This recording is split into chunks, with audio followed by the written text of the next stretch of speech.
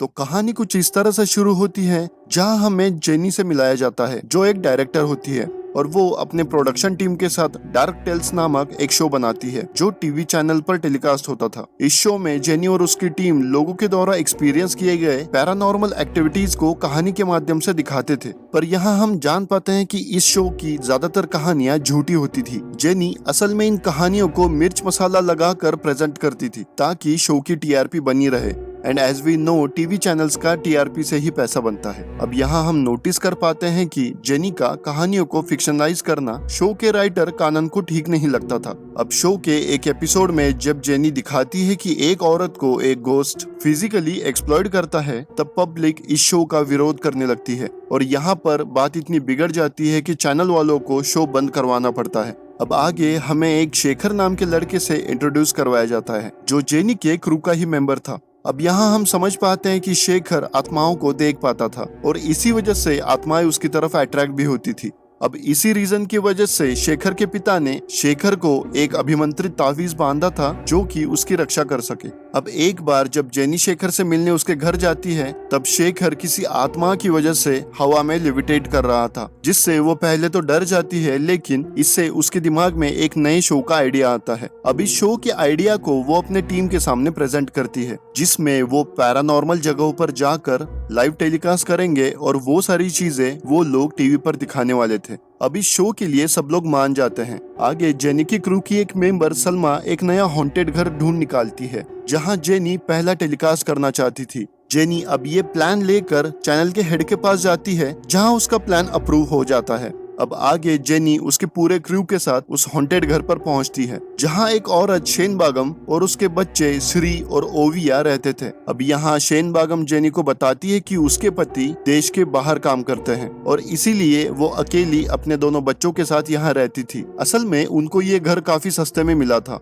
लेकिन धीरे धीरे वो लोग रियलाइज करते हैं कि ये घर हॉन्टेड है। पहले तो सारी चीजें ठीक चल रही थी लेकिन धीरे धीरे चीजें खराब होने लगी। यहाँ आने के बाद श्री पर भी बुरा प्रभाव पड़ रहा था और वो किसी के चेहरे को याद नहीं रख पाता था। इतना ही नहीं वो किसी नए आदमी से मिलकर घबरा जाता था और इन सब कारणों की वजह से बाद में उसका स्कूल भी बंद कर दिया गया था। अब शेन बागम यहाँ पर बताती है कि जब भी वो लोग घर छोड़ने की बात करते हैं तो उन लोगों को उस घर का घोस्ट रोक लेता है। वो घोस्ट नहीं चाहता था कि ये लोग यहाँ से जाए। अब शूटिंग करने के बदले शेन बागम पैसे मांगती है। असल में उसकी फाइनेंशियल कंडीशन इतनी सही नहीं चल रही थी और तब चैनल का हेड राम उस घर को खरीद लेता है क्योंकि उसको इतना बड़ा घर बहुत ही सस्ते में मिल रहा था और वो इस घर को तुड़वा कर यहाँ पर अपार्टमेंट बनवाने की सोच रहा था। अब आगे हम देखते हैं कि जेनी और उसका ग्रुप पूरे घर में कैमरास वगैरह सेट करता है और बैकअप प्लान के तौर पर एक एक्टर को भी बुलाया जाता है।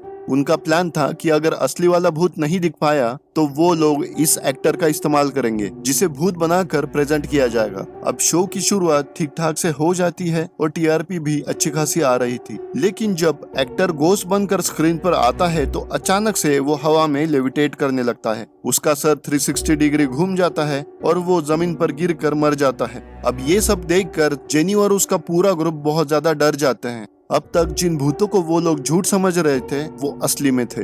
अब जेनी और उसका क्रू घर से भागने की कोशिश करता है तभी अचानक से घर के सारे एग्जिट लॉक हो जाते हैं और वो सभी लोग घर में कैद हो जाते हैं। अब ये सब हो ही रहा था तभी भूत शेन बागम को खींचकर एक रूम में ले जाता है और शेन बागम के बच्चे उसके पीछे पीछे रूम में चले जाते हैं जहां भूत उन्हें लॉक कर देता है और यहाँ चोट लगने की वजह से शेन बागम भी बेहोश हो जाती है। इस कारण जेनी और उसका क्रू अलग अलग होकर बाहर जाने का रास्ता ढूंढते हैं और उनकी मुश्किल और भी बढ़ जाती है क्योंकि घर की इलेक्ट्रिसिटी बंद हो गई थी जो कि शायद भूत ने किया होगा। अब यहाँ हम समझ पाते हैं कि जब भी कोई इंसान घर से बाहर जाने की बात करता था तो वो भूत किसी न किसी को पॉजेस करके दूसरों को मारने की कोशिश करता था जिससे लोगों को काफी चोट वगैरह आती है। अब यहाँ हम देख पाते हैं कि इन सब लोगों ने अपने फोन्स बाहर वैन में ही रखे थे जहाँ से ये शो टेलीकास्ट हो रहा था जिस वजह से वो लोग बाहर किसी को भी कांटेक्ट नहीं कर पा रहे थे। तब शो की प्रोड्यूसर वाल्गा जो वैन में थी वो चैनल को कांटेक्ट करती है और स्टूडियो से पुलिस तक कॉल जाता है। अब पुलिस वहाँ आती है और उन्हें घर से बाहर निकालने की कोशिश करती है जहाँ वो लोग रियलाइज कर पाते हैं कि इस घर के सारे एग्जिट पर इलेक्ट्रिसिटी से करंट छोड़ा गया था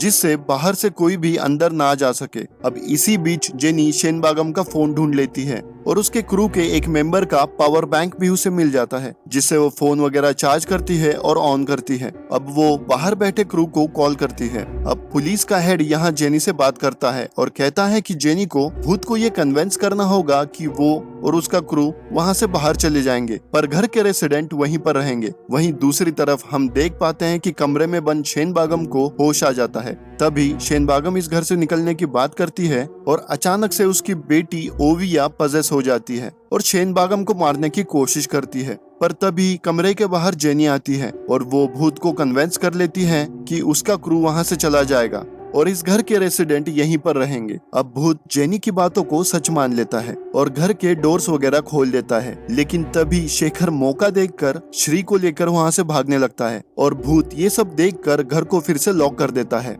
अब श्री को बाहर ले जाने की कोशिश करने की वजह से भूत बहुत ही गुस्से में था। अब वो सब लोगों को पजेस करके चोट पहुंचाता है। बस इतना ही नहीं, वो शेन बागम को मार देता है, लेकिन भूत शेखर को पजेस नहीं कर पाता क्योंकि शेखर के हाथ में वो ताबीज था जो उसको उसके पिता ने दिया था। जब शेखर ये समझ जाता है तो वो ताबीज को निकाल देता है और भूत उसे पजेस कर लेता है। अब शेखर अपने गर्लफ्रेंड पर अटैक करता है। तब शेखर रियलाइज करता है कि वो क्या कर रहा है। अब यहाँ पर आगे हम लोगों को मालूम पड़ता है कि जब पहली बार जेनी इस घर में आई थी तो उसने एक अदृश्य शक्ति को श्री के साथ बॉल खेलते हुए देखा था और अब भूत श्री के साथ बॉल खेलना चाहता था। तो शेखर भूत को ट्रिक कर देता है और श्री को कमरे से बाहर भेज देता है, जिसके बाद जेनी कमरे को बंद कर देती है। वो भूत जिसने शेखर को पजेस किया था वो कमरे में ट्रैप हो जाता है और फिर उस रूम के छत से बाहर निकलने की कोशिश करता है। अब शेखर की बॉडी में वो भूत छत तक पहुंचता है एंड देन भूत निकल जाता है और इस वजह से छत से गिरकर शेखर की मौत हो जाती है।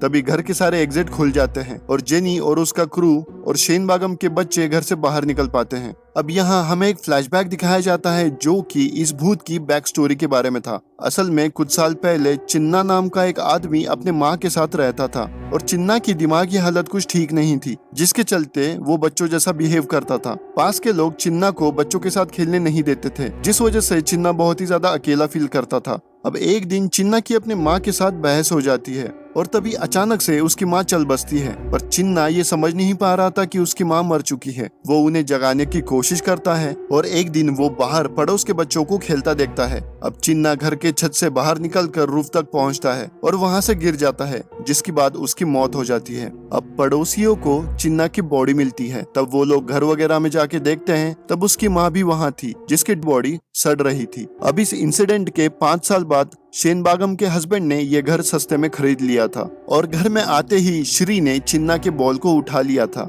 जिससे चिन्ना की स्पिरिट श्री से कनेक्ट हो चुकी थी। अब चिन्ना की स्पिरिट श्री को अपना दोस्त समझ रही थी और वो श्री के साथ खेलना चाहता था, लेकिन चिन्ना को देखने के बाद श्री इतना घबरा जाता है कि वो किसी भी नए आदमी को देखकर रोने लगता था। लेकिन चिन्ना के स्पिरिट को श्री के रूप में एक दोस्त मिल गया था, तो इसी वजह से वो शेन बागम को घर से बाहर नहीं जाने देना चाहता था और यहीं पर ये बैक स्टोरी खत्म होती है। तो उसके बाद हमें जेनी दिखाई जाती है जो कुर्ग में रहती थी और उसने ओलिविया और श्री को अपने पास रखा था। अब श्री खेलने जा रहा था, तभी वो जेनी को बताता है कि वो शेखर के साथ खेलने जा रहा है। तभी हम शेखर की स्पिरिट को मटेरियलाइज करते हुए देख पाते हैं, यानी कि शेखर के मरने के बाद शेखर की आत्मा श्री से कनेक्ट हो चुकी थी और बस यही कहानी खत्म होती है। तो ये थी लाइव टेलीकास्ट सीरीज की कहानी। अब बात की जाए इस मूवी के बारे में, तो इस मूवी का प्लॉट काफी सिंपल था, जिसकी स्टोरी काफी प्रेडिक्टेबल है और मुझे पर्सनली ये लगता है कि ये एक मूवी में भी बन सकती थी।